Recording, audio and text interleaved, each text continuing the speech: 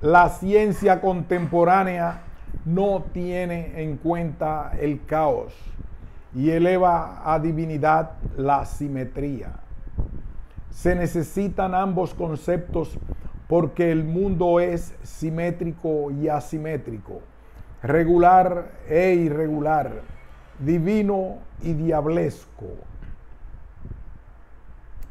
La ciencia contemporánea, especialmente la físico-matemática, ha elevado la simetría a los altares de la divinidad. Ya el propio Einstein veneró el orden y la armonía intrínseca del universo, considerando las leyes de la naturaleza como divinas. Obviamente, esta cosmovisión no tiene suficientemente en cuenta el estudio del caos, la entropía y el desorden.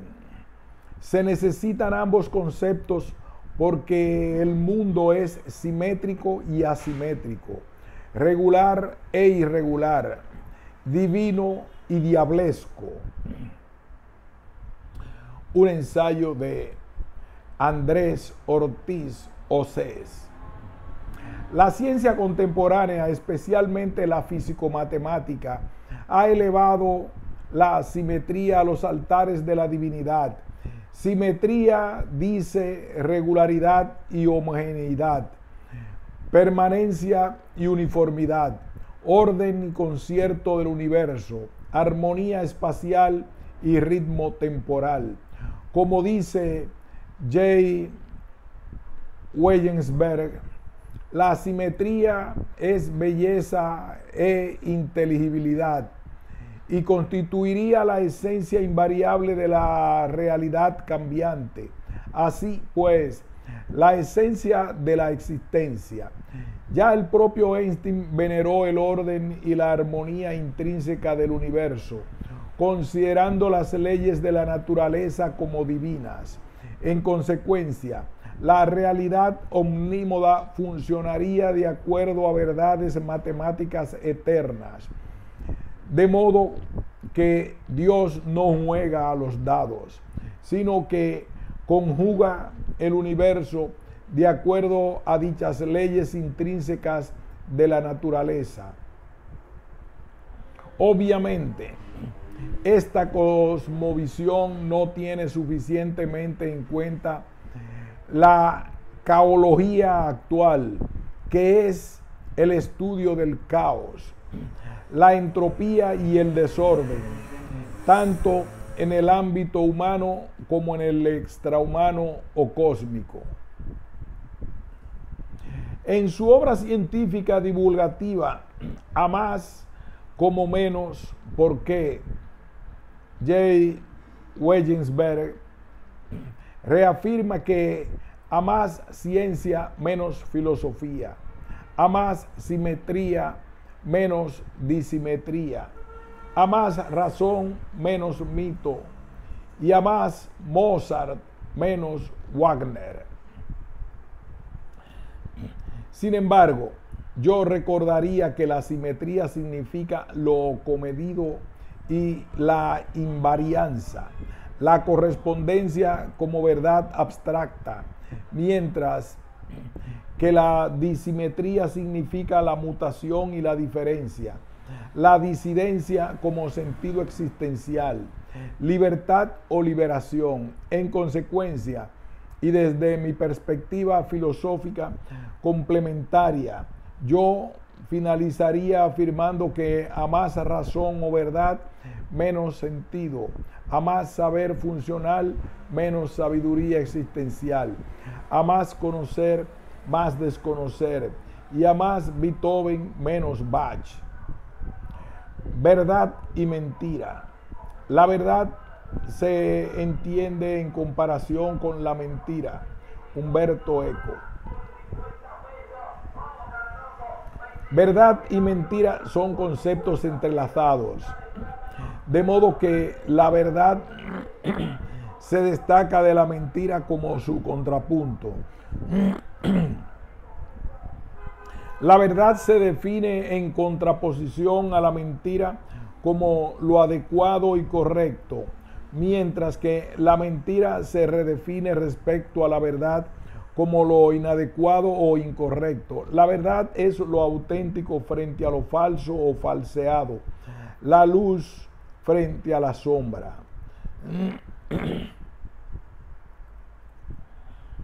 En este texto planteamos primero la cuestión de la verdad y la mentira en la tradición clásica ortodoxa, para replantearla después en una actualidad crítica heterodoxa. Finalmente tratamos de conjugar ambas perspectivas en un diálogo hermenéutico con el Instituto y Mounier, acompañados por Carlos Díaz, Luis Ferreiro, Carmen Herrando y demás colegas en tierras de Burgos. La tradición clásica ortodoxa.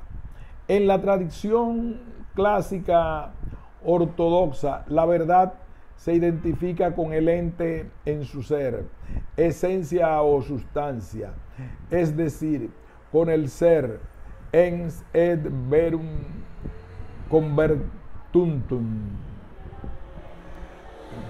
En esta tradición grecolatina que asume la escolástica, la verdad es que es la auténtica realidad, la transparencia de las cosas, una transparencia que es transparencia luminosa frente a la mera apariencia oscura o engañosa, propia del ente accidentado. Se trata de una tradición de fondo platónico aristotélico, en cuyo contexto la realidad en su realencia o esplendor dice verdad, y a su vez la verdad dice luz o luminosidad. Se da pues una adecuación entre el ser y la verdad, de modo que el ser es verdadero y la verdad es. Esta es la visión clásica de fondo idealista que va de Platón a Hegel, proyectando una filosofía trascendentalista. Ahora bien, esta visión tradicional ortodoxa del ser ente como verdadero se topa en la vivencia ciega de la mentira y con la experiencia aciaga de la falsedad y la falsificación. La respuesta clásica es que la verdad es la sustancia de lo real, mientras que la mentira y lo falso es un mero accidente, algo accidentalmente negativo frente a la sustantiva positividad del ser ente, la oscura excepción a la regla áurea o luminosa. Pero esta es una salida débil y fundamentalista que M. Heidegger intenta reformular distinguiendo más radicalmente el ser y el ente. El ser dice verdad, trascendiendo así a la mera realidad inmanente del ente o realidad dada entitativamente frente a lo meramente dado. El ser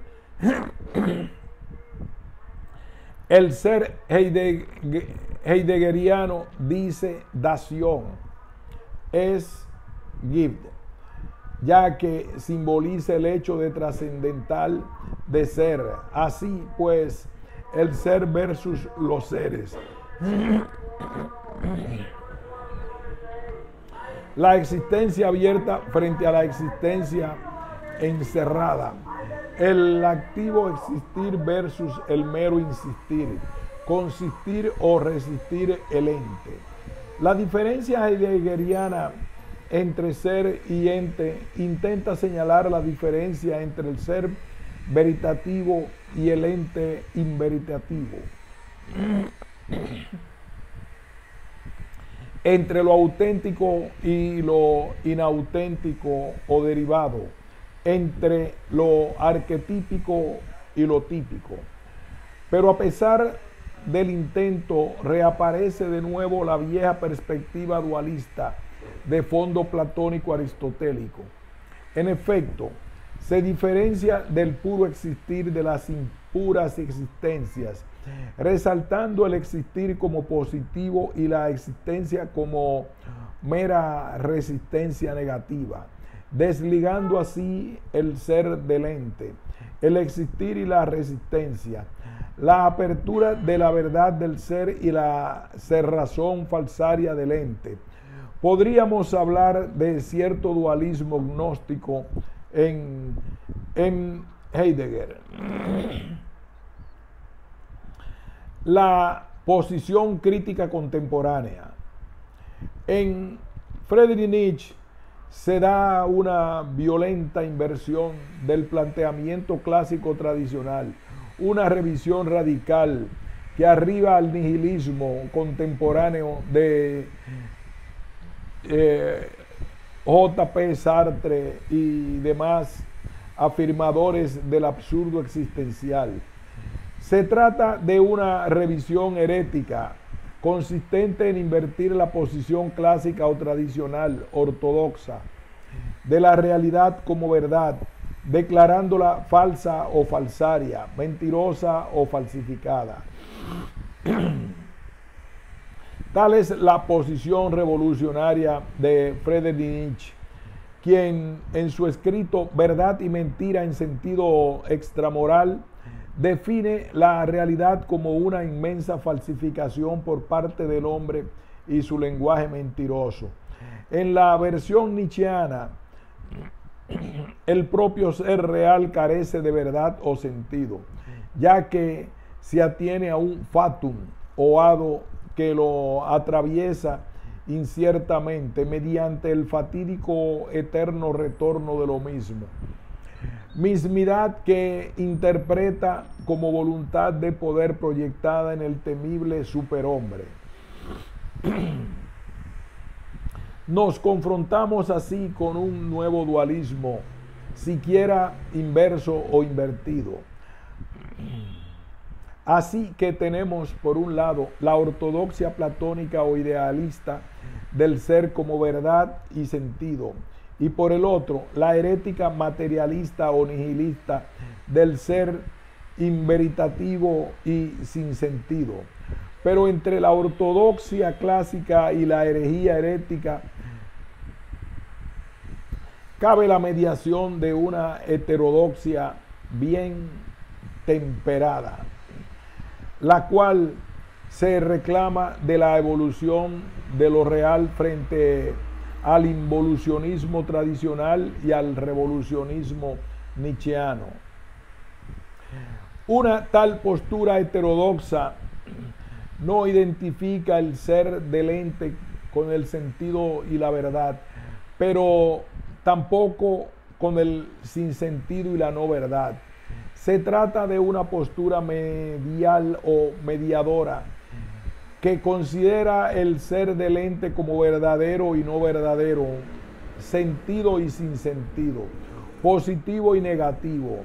Intrigantemente, esta postura medial se reclama del cristianismo y su filosofía encarnacionista, según la cual el ser es el ser encarnado, la verdad humanada, el sentido crucificado. La hermenéutica contemporánea de Gadamer y socios, Ricoeur, Batimo, Bechot y yo mismo, asume esta visión encarnatoria de inspiración cristiana, redefiniendo el ser como logos o lenguaje, es decir, como cópula o articulación de los contrarios. En nuestra perspectiva hermenéutica, el ser se concibe como el logos encarnado o humanado y por tanto como verdadero o falso, mejor dicho, como verdadero y falso, luminoso y opaco, divino y demoníaco, regido por una ambivalencia radical Esta es la gran inspiración de la hermenéutica actual, la mediación del dualismo tradicional a través de su articulación lingüística o correlación de los contrarios, sea la verdad y la mentira o falsedad, sea el bien y el mal, como ha mostrado el hermeneuta Luis Garragalza en su última obra, El sentido de la hermenéutica. Ahora la realidad es verdadera y falsa o mentirosa, porque la vieja trascendencia del ser se encarna inmanentemente en el lenguaje humano, el cual articula lo verdadero y lo falso, el sentido y el sinsentido de la verdad y la mentira, la falsedad o el error. En la versión ortodoxa, purista o puritana, se salvaguarda la verdad pura a expensas de la no verdad considerada impura, pero al precio de recaer en un dualismo purista o puritano. Por su parte, en la otra versión herética o extrema, se salvaguarda la no verdad o sin sentido impuro a expensas de la verdad pura, pero al precio de recaer en un monismo materialista y finalmente nihilista. Sin embargo, en nuestra versión hermenéutica se salvaguarda la verdad y la novedad. Sin embargo, en nuestra versión hermenéutica se salvaguarda la verdad y la no verdad en el sentido y el sinsentido, lo positivo y lo negativo, precisamente porque el ser trascendental se encarna inmanentemente. Ahora, la realidad es la mezcla del bien y mal, positivo y negativo, divino y demoníaco o diablesco. Dilucidemos a continuación las implicaciones de estas posturas fundamentales para saber lo que ganamos y perdemos con ellas.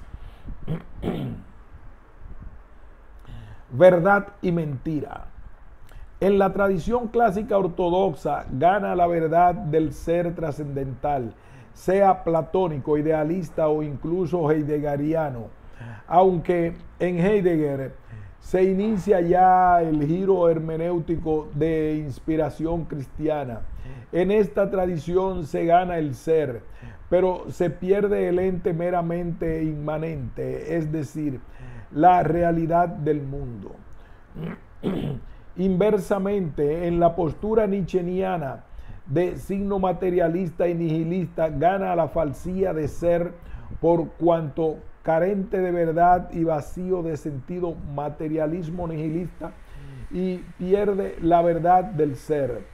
Finalmente, en nuestra posición hermenéutica de carácter medieval, gana el ser y el ente o realidad, y por tanto la verdad y la no verdad, la trascendencia y la inmanencia, la mediación de los contrarios a través de su relación de implicación simbólica.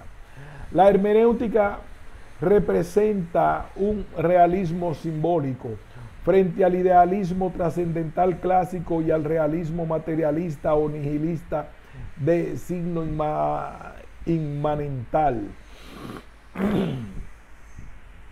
Este realismo hermenéutico mantiene la tensión trágica, como la llamaba E. Monnier, entre el ser y el ente real, la verdad y la no verdad, el sentido y el sinsentido, a favor de su remediación simbólica y real.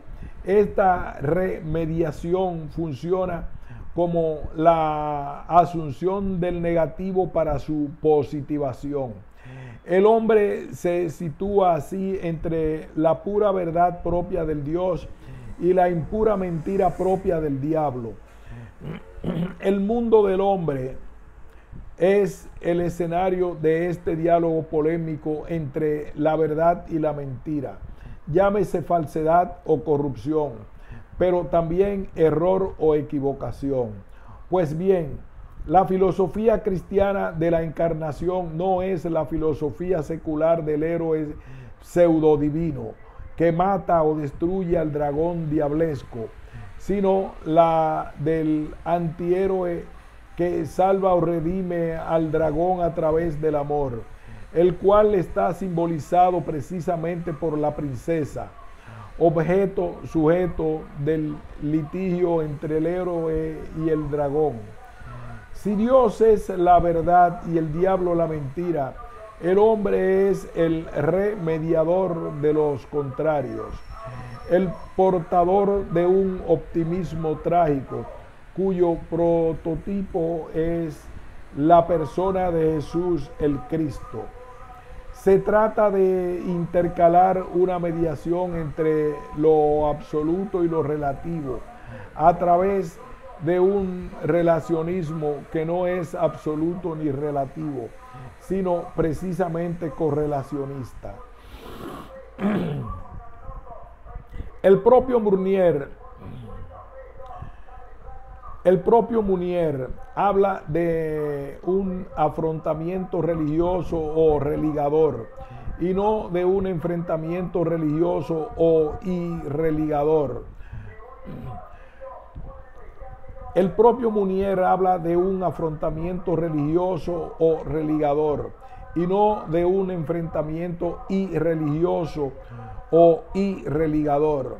Por supuesto que en este afrontamiento de los contrarios, la verdad y la no verdad, el baremo es la verdad encarnada y evolutiva o en evolución. O sea, la verdad sentido en apertura, aquella que asume y redime, revela y transfigura dinámicamente la mentira y la falsedad estáticas.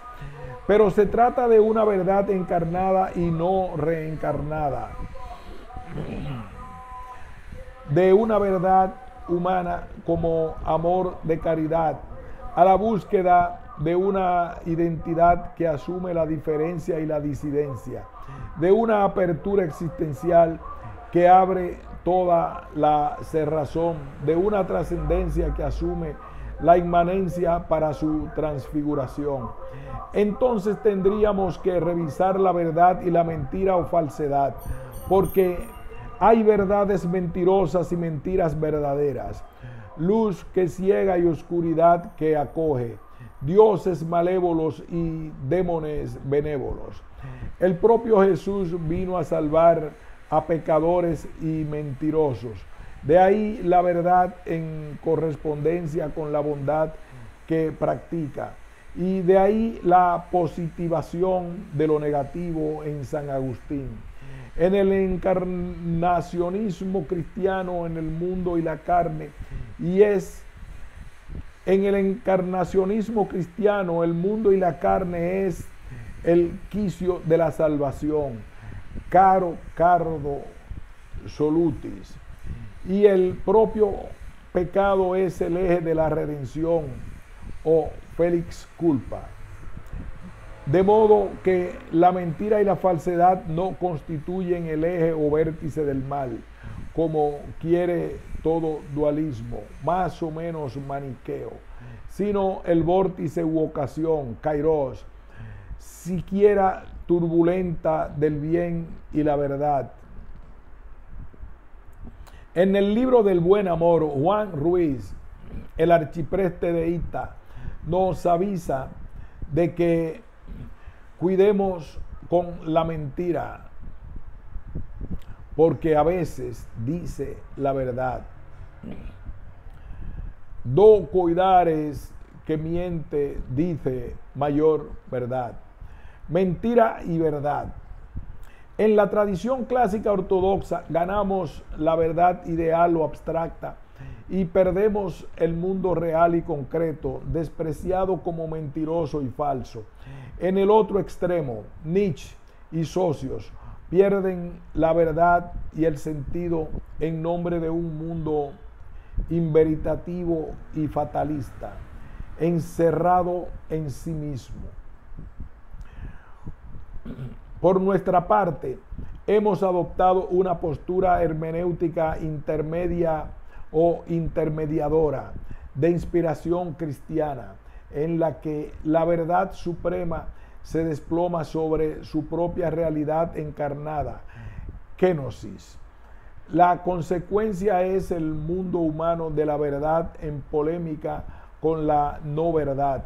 Un mundo en el que accedemos a la certeza a través de la ambigüedad y a la plenitud del todo por la prueba de la nada.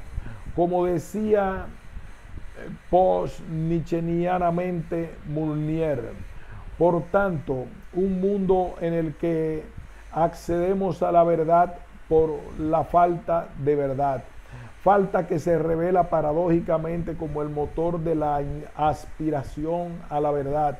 Así pues, como eros socrático de carácter sagrado. Como afirma el propio Mounier, San Francisco no castraba, sino que transfiguraba.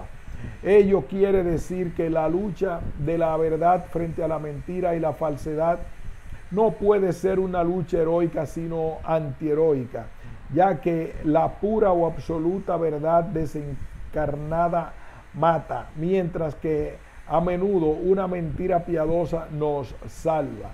Significativamente, el propio amor, clave de la salvación religiosa o profana, resulta a la vez verdadero en su intimidad afectiva y falso o mentiroso en su eclosión sentimentaloide. Así que en esta cuestión disputada de la verdad y la mentira estoy haciendo un poco de abogado del diablo, precisamente porque Dios es la verdad del bien, pero el diablo es la verdad del mal, el cual debe precisamente tenerse en cuenta para su remediación humana, en cuanto sea posible y factible. La verdad siempre ha tenido una buena prensa y la maldad una mala prensa. Pero deberíamos dudar no solo de la mala prensa, sino también de la buena prensa, en nombre de la cierta ambivalencia generalizada. En efecto, hay verdades ciertas matemáticamente como 2 más 2 igual 4, 2 más 2 igual 4, que resultan inciertas existencialmente, y hay falsedades de ficción que resultan verdaderas verdades de cajón.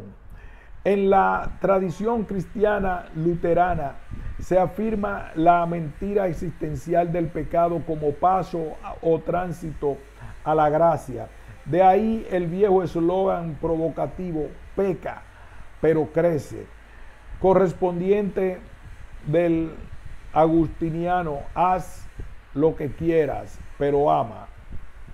En este contexto existencial, la verdad consiste en la asunción de la mentira de este mundo para su purificación, no engañándose respecto al engaño y vital mortal, como lo llama nuestro Unamuno, ni tampoco respecto a nuestra cultura humana, la cual es una pseudonaturaleza. Martín Lutero hablaba de la corrupción de la naturaleza humana y su cultura. Coimplicación. Resumiría nuestra búsqueda sobre la verdad y la mentira en la siguiente ecuación. La verdad es a la mentira como la mentira es a la verdad, en donde la verdad afronta a la mentira como la mentira afronta a la verdad, cómplice o coimplicadamente, complementaria o comparativamente, como dice Humberto Eco. Hay una especie de analogía perversa o corrosiva, heterodoxa, entre la verdad y la mentira o falsedad, pues la verdad lo es en relación a una mentira o falsedad que trasciende o traspasa, sublima o transfigura, mientras que a su vez la mentira o falsedad lo es respecto a una verdad que inmanentista o abaja contingentemente relativizando su presunta absolutez.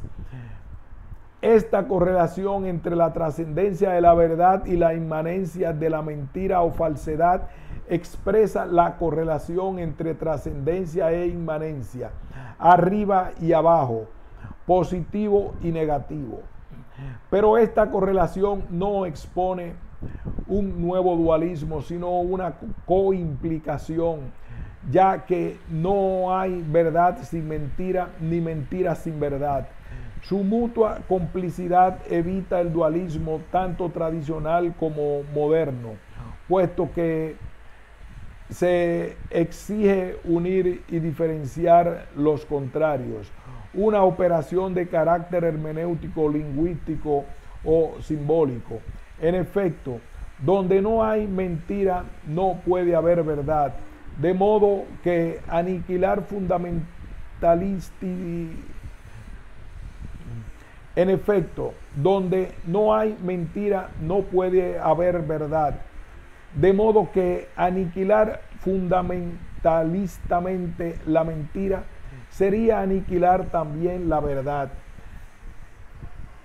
En efecto, donde no hay mentira, no puede haber verdad. De modo que aniquilar fundamentalistamente la mentira sería aniquilar también la verdad.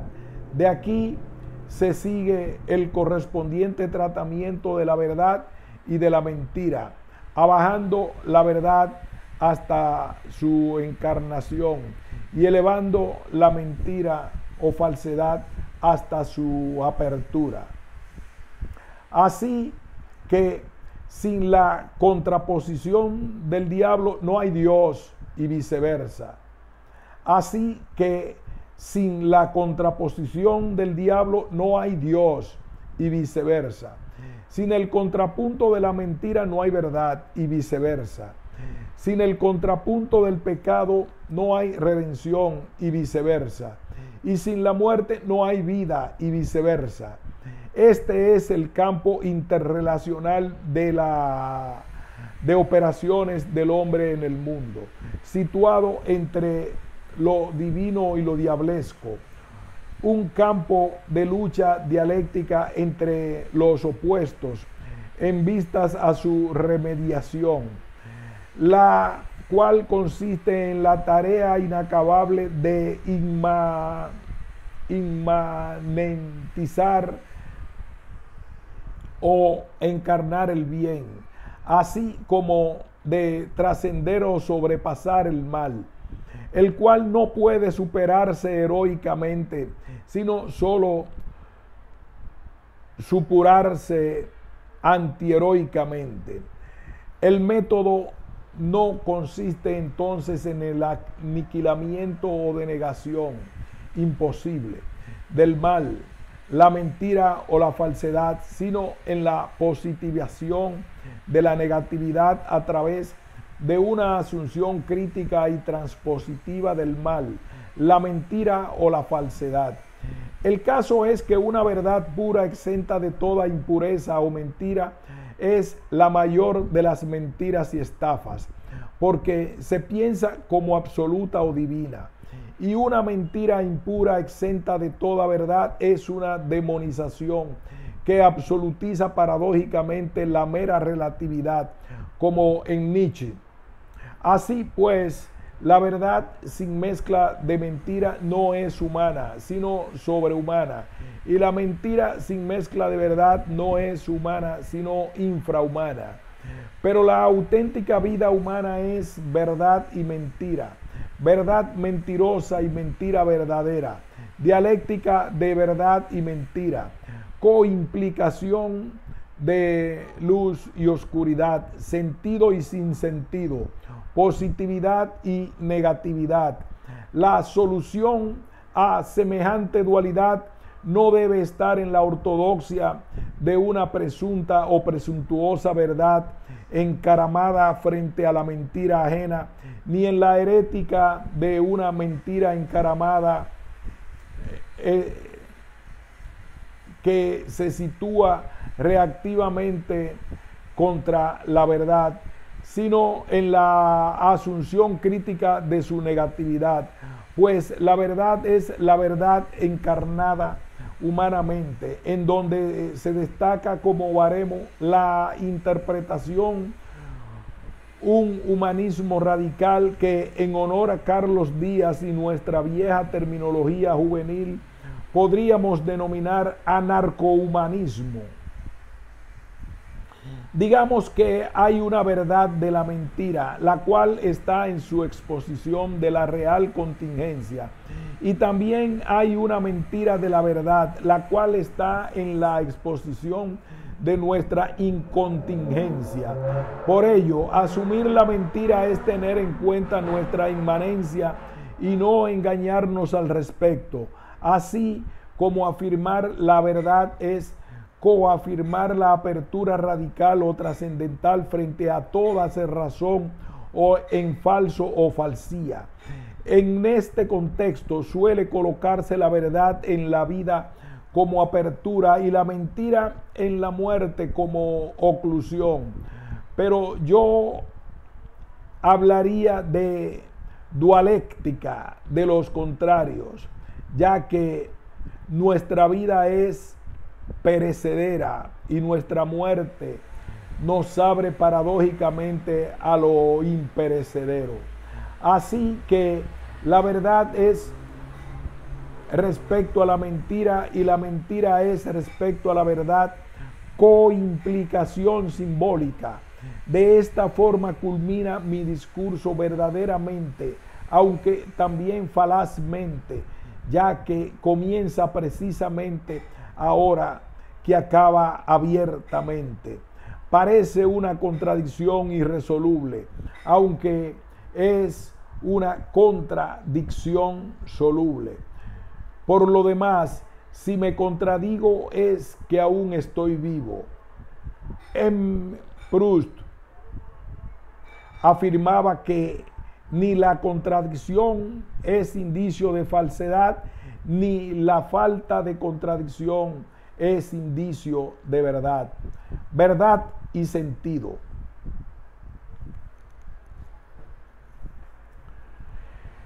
En el film y texto de El hombre de rosa de Humberto Eco, los que poseen la verdad ortodoxa son los más heréticos y mentirosos. El abad benedictino, el inquisidor dominico y el asesino Jorge de Burgos son los franciscanos desposeídos de la verdad, los que la descubren paradójicamente a través de las mentiras y falsedades de aquellos, encarnándose en las contingencias del hombre e incardinándose en el mundo, lo cual parece un guiño previo a la actual metodología franciscana del Papa Francisco. El lema franciscano bien podría ser per in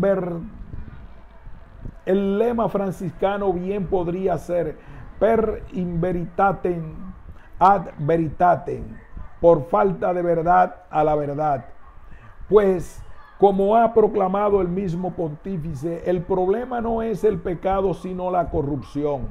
El pecado es un acto que tiene absolución, pero la corrupción es una actitud o estado del pecado sin arrepentimiento ni remisión, de empecatamiento empedernido, de mentira y falsedad instituida.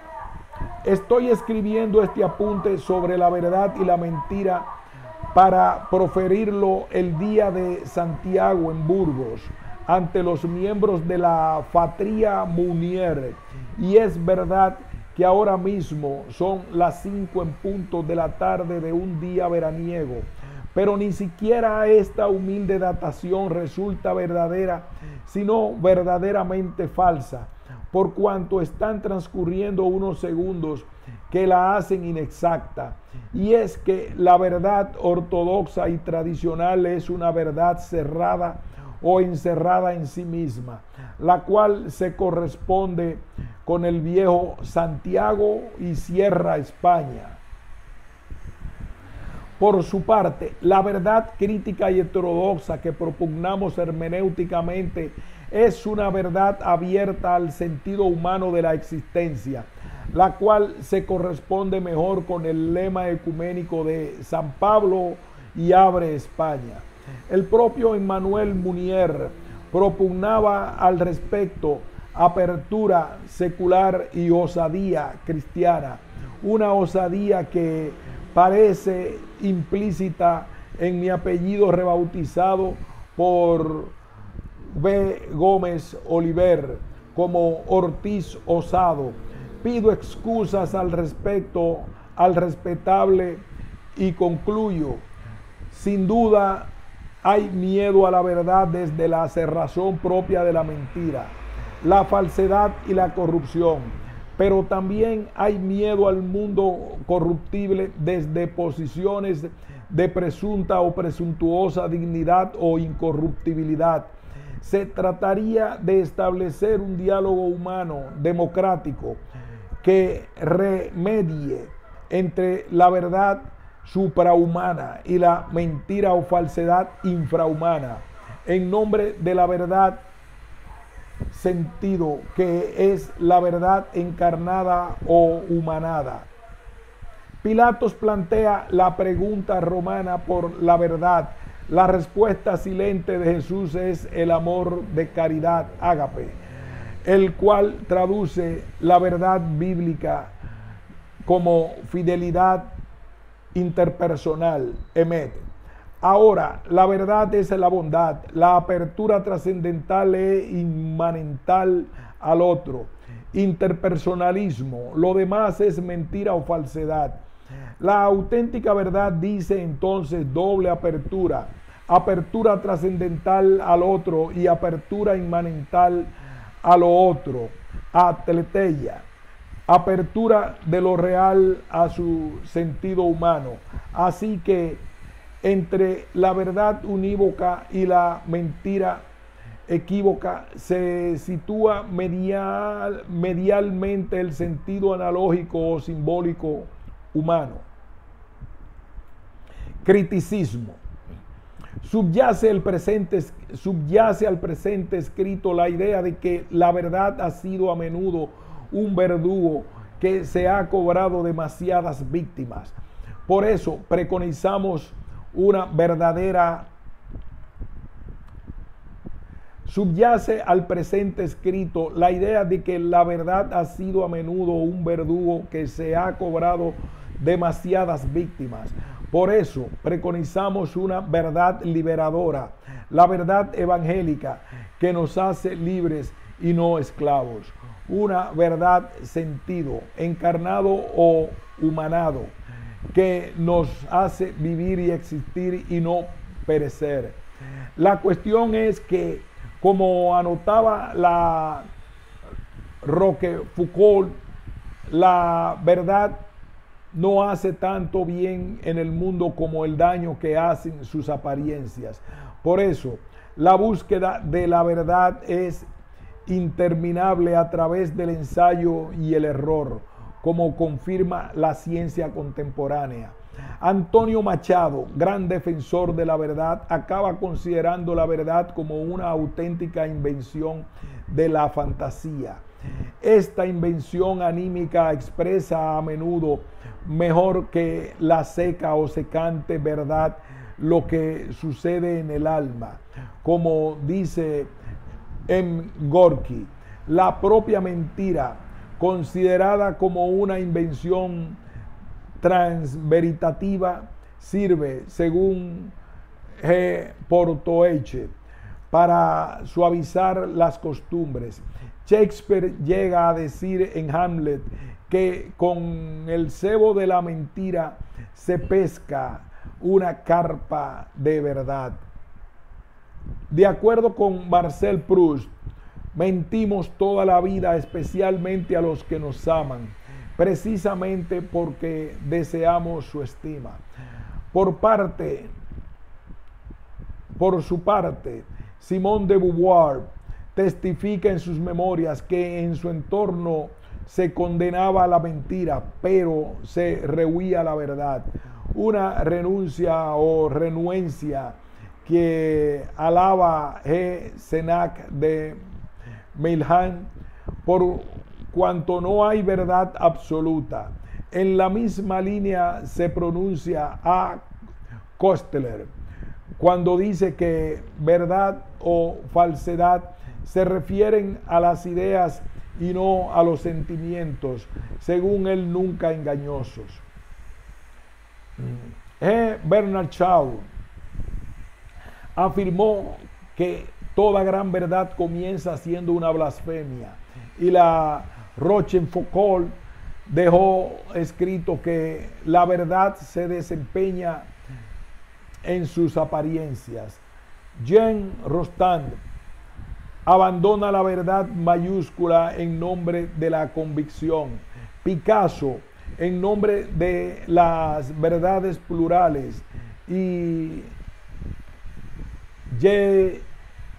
Gehenno en nombre de las verdades con minúscula. Me parecen acertados en Montaigne, de Diderot y Roland, cuando buscan la verdad pero no su posesión, pues lo verdadero resulta demasiado simple.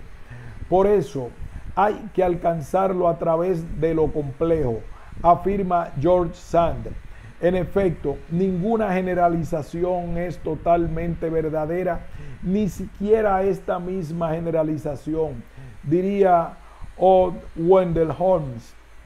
Y es que como el amor, como la muerte, la verdad necesita los velos de la mentira para su realización. Claude Abelin.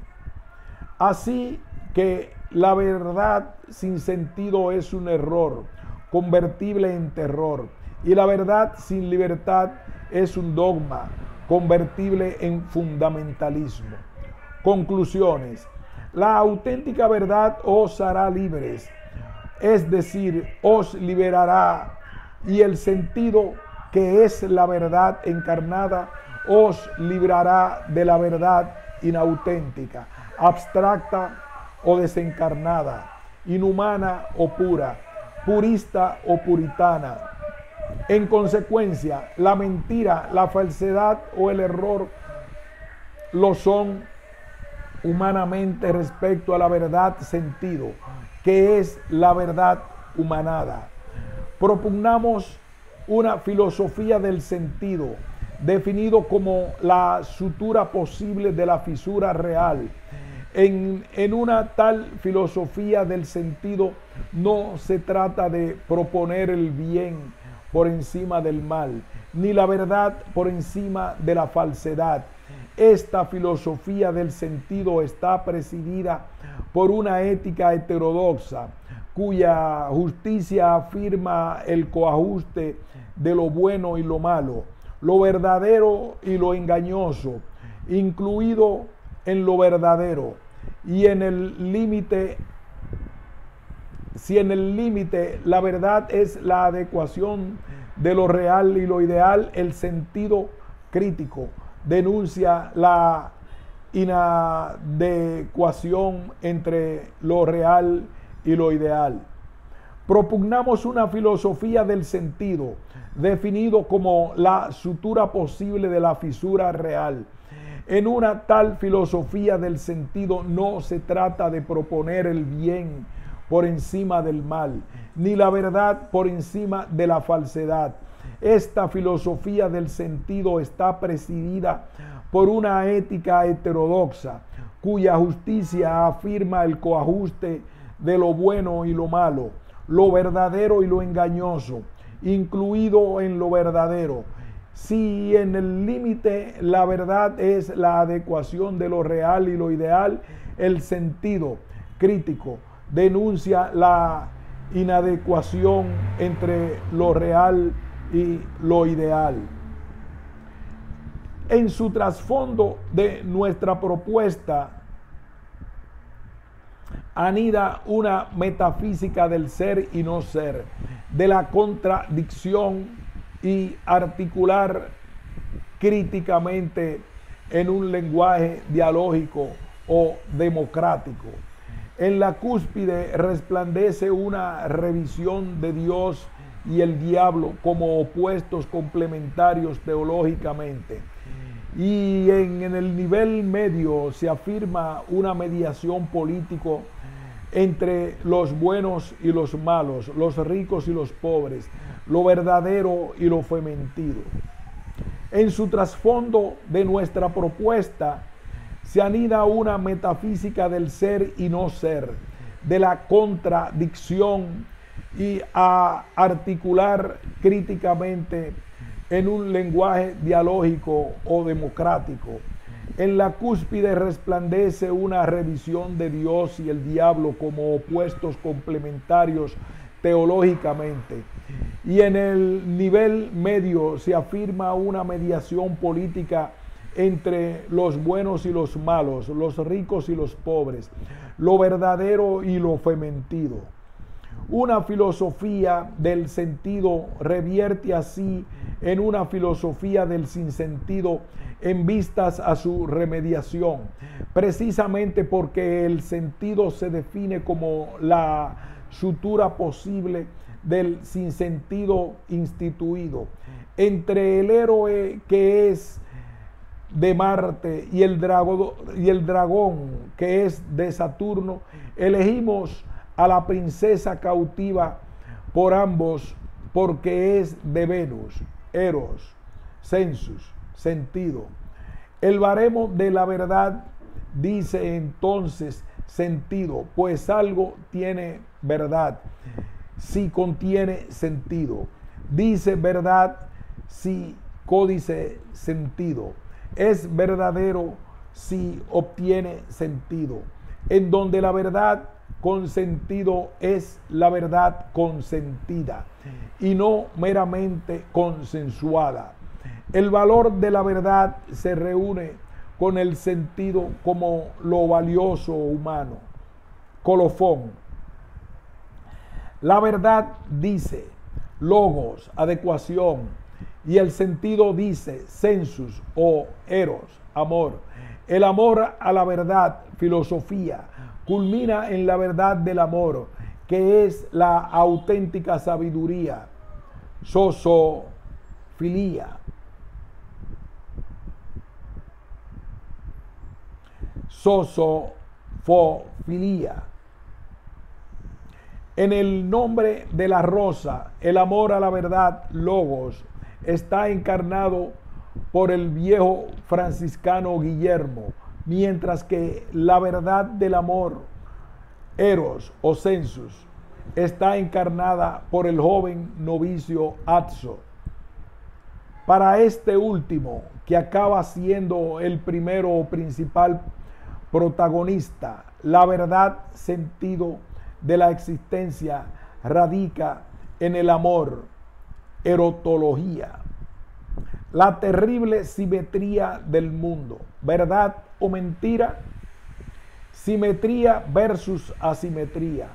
La ciencia contemporánea, especialmente la físico-matemática, ha elevado la simetría a los altares de la divinidad.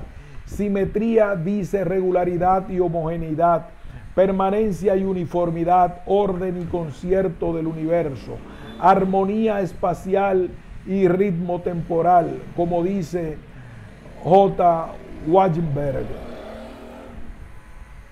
La simetría es belleza e inteligibilidad y constituiría la esencia invariable de la realidad cambiante, así pues la esencia de la existencia. Ya el propio Einstein veneró el orden y la armonía intrínseca del universo, considerando las leyes de la naturaleza como divinas. En consecuencia, la realidad omnímoda funcionaría de acuerdo a verdades matemáticas eternas, de modo que Dios no juega a los dados, sino que conjuga el universo de acuerdo a dichas leyes intrínsecas de la naturaleza.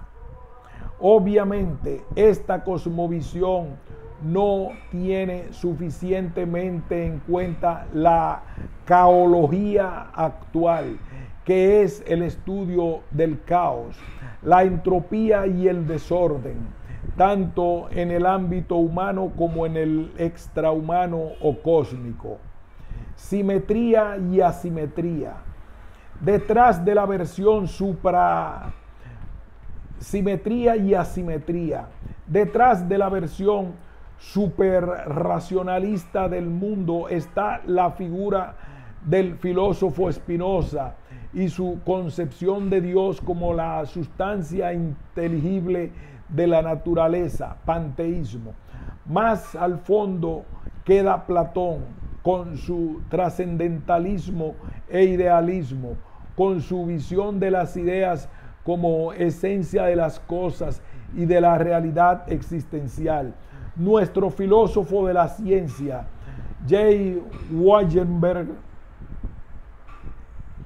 se hace eco de este platonismo idealista cuando afirma que Dios pudo inventar la física, pero tuvo que aceptar la matemática. Así que Dios pudo crear la física y lo físico, pero lo metafísico o matemático pertenece a la propia divinidad porque es divino. Lo divino o inmutable en medio de un mundo en mutación. Nuestro filósofo de la ciencia, J. Weinberg, se hace eco de este platonismo idealista cuando afirma que Dios pudo inventar la física, pero tuvo que aceptar la matemática. Así que Dios pudo crear la física y lo físico, pero lo metafísico o matemático pertenece a la propia divinidad porque es divino. Lo divino o inmutable en medio de un mundo en mutación. Y bien, el problema está en que la simetría de su orden racional e ideal representa solo un polo de la realidad, el polo precisamente más transreal o trascendental, ya que el otro polo más real o existencial se caracteriza por cierta asimetría y desorden, por una incierta irregularidad y el desequilibrio. Asimetría y simetría.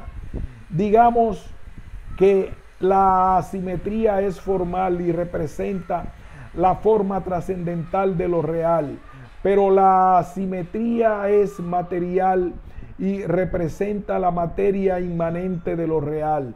Por eso, las leyes simétricas son generales o abstractas, arquetípicas o arquetipales, mientras que los estados o sistemas concretos resultan típicos o asimétricos. El propio Big Bang o explosión originaria es una ruptura asimétrica y temporal del anterior vacío simétrico espacial. La misma vida rompe con la anterior simetría estática o estacionaria, introduciendo la asimetría dinámica. Tenemos pues que las leyes trascendentes y cuasi divinas del universo se encarnan en realidades inmanentes y cuasi demónicas o diablescas. Frente a la simetría y la regularidad